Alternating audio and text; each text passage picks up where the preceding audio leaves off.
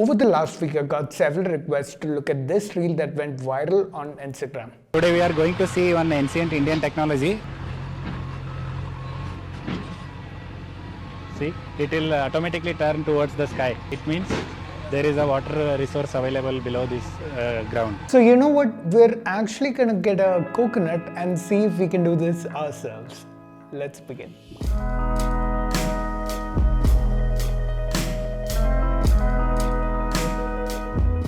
Hi, my name is Pranav and you're watching Scienceisdope. When people first showed me this reel, I'd never seen something like this before. And I thought it would be easy to bust. He's clearly propping it up with his fingers, right? I was ready to make an Instagram video busting this when I got a message pointing me to a YouTube video. When I watched that video, however, two things happened. I realized this was way more common than I first thought, especially for digging wells in rural areas. And clearly there's something going on here. This guy doesn't seem to be using his fingers to prop up the coconut. So what's up with that? I decided to find out. My first stop when looking for answers was, of course, YouTube. I found two channels that explain this in English. Both these videos explain this as a phenomenon where water being in the ground created this electromotive force and magnetomotive force that affected the minerals dissolved in the coconut water. The other channel explained this phenomenon using two L-shaped rods. It's apparently similar to doing it with a coconut, it seems. His explanation was that whenever there's water underground, charges from the ground flow through your body into these rods because apparently they now have like charges on them and they repel each other. Please understand that this is not how electricity and magnetism work. These channels throw around scientific terminology to make their explanation seem legitimate. Please don't be fooled by this bullshit explanation. I was happy to find that some regional language channels actually explained what's going on, but unfortunately none of them were in English. So I decided to make one. Let's try and get this to more people. Finding water underground this way is called divining or dowsing. There's another version of this that uses two L-shaped rods instead of coconuts. But that version is popular outside India. In India, you'll find the coconut version. There's a documentary that you can find here on YouTube where the late great magician and skeptic James Randi exposes water diviners of Australia using a proper double-blind trial. All claim to have successfully divined water running through plastic pipes. Throughout Australia, water diviners are earning good money by telling farmers where to sink their bores, and now the cream of them are about to put their claims to the test. I'll link that below, but the coconut version is what I'm going to demonstrate now. Okay, let's look at what I'm doing here. It looks like there's some water here, and there's some water there too, and also over there, and here as well. Alright guys, it looks like we're standing on top of an ocean. No, I'm just kidding. See, the same spot where I pointed out that there's water earlier, now there's no water here. Now there is water here. What is this shit? Okay, but in all seriousness though, I thought I should actually try this out with a bucket of water and an empty bucket.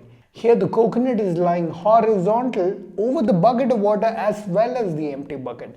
But if you adjust how you're holding the coconut, you can bring it to a vertical position over both the buckets. It doesn't really matter where the water is. Water divining is a scam. Whether you do it with coconuts or L-rods, it's a scam. You cannot reliably find water underground using this method. In fact, James Randi in his documentary showed that the odds of finding water underground using this divining technique is the same as the odds of finding it with a random guess. If you don't want to fall to scams like these, then you need to improve your critical thinking skills while making decisions. And there's no better book for teaching you exactly this than Thinking Fast and Slow by Daniel Kahneman, the summary of which you can find on the Kuku FM app in both Hindi and Tamil. Kuku FM, who have sponsored this video, is India's largest audiobook library with over 1,000 hours of content in English as well as your local languages that you can listen to as you go about your day. This book goes over biases and flaws in human thinking, particularly the kind that make you think that scams like these work. Cuckoo FM is doing their Knowledge Ke Rang celebration for Holi, and as part of that, they're offering you a 50% discount on their annual subscription if you use the code HOLI50 before the 20th of March.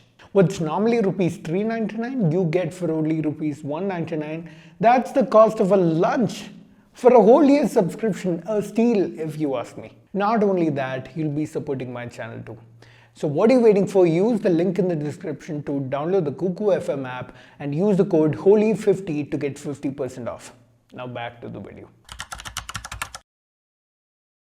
Let's now look at what actually happened. Why did the coconut stand up? Or why do these L rods repel each other? The most popular explanation for what's happening is that the light movement of your fingers ends up giving the coconut enough of a push that it stands up.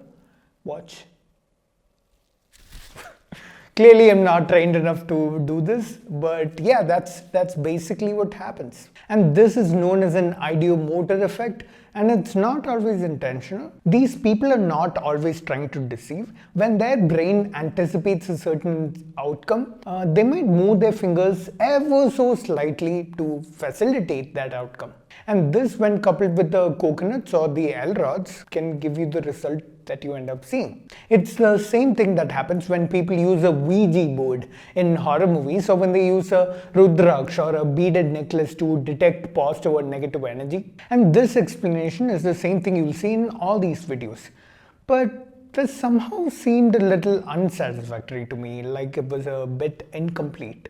Like, why does a coconut stand up vertically upward in your hand? Shouldn't it just fall back down? And why do these L rods seem to repel each other when we tilt them slightly upwards? I couldn't find these answers anywhere, so I decided to add them in this video.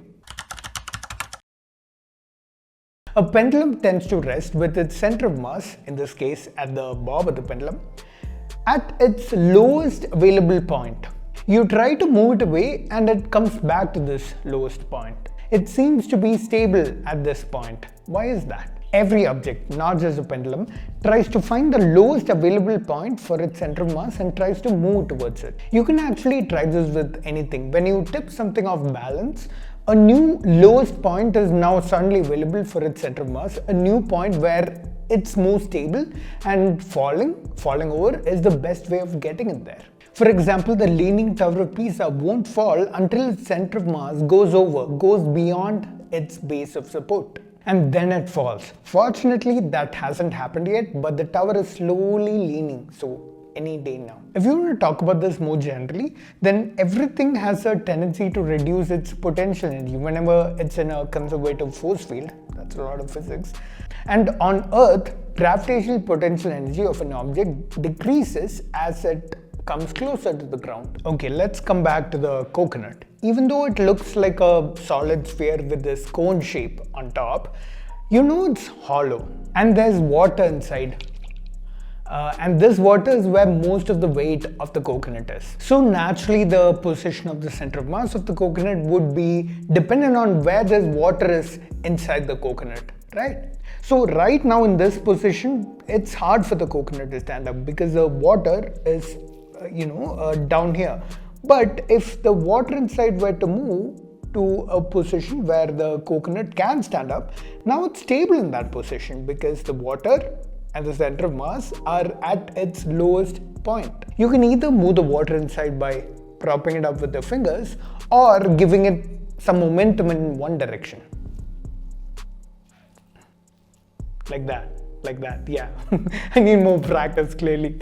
Just always remember what you're doing is moving the water inside the coconut to make it stable in whichever position. You can even explain the L rods the same way. When you tilt them even slightly downwards, then their center mass is at its lowest, most stable point when the rods are crossed. So yeah, that'll make it appear as if the rods are attracting each other. And when you tilt them slightly upwards, then the new lowest point is behind them, and when they move towards that stable point, it looks as if the rods are repelling each other. In fact, the same idea was used in a video that went viral on Twitter a few months back. Wherever there are cracks in the floor and the ceiling, there is a negative energy, that is why the cracks will fall. For example, you can see, when we keep a tulsi plant, the energy becomes positive, completely positive. When we remove the tulsi plant, again the zone becomes negative. You can clearly see that he's tilting the rods upward to make them appear to repel, or tilt them slightly downward to make it appear as if they are coming together and crossing each other. Here's James Randi explaining the same. If you're using the rods and they're sticking out like this, it's hard to keep them level and straight as well. In order to make them move back and forth, the tiniest movement of the hand or the tiniest flexing of the wrist is the only thing that's necessary for them to move, and move a great deal, either whip up or down or diverge or cross in a great big motion. That's it, mystery solved, now we know. It's like people slap this label ancient Indian technology to gain instant credibility for anything. In ancient Indian technology, There's nothing ancient or Indian about this. And then there are these people that try to give these weird explanations to rationalize this bullshit with science. If you want to find water underground, your best bet is to contact your local groundwater department or the Geological Survey of India, who might have already mapped your area for groundwater locations. Don't spend good money on these scammers who will not only fool you with this bullshit, but it'll cost you something like 15k to 50k last time I checked. Make your family and friends aware by sharing this video with them. I'll see you in the next one. Till then, remember, science is dope.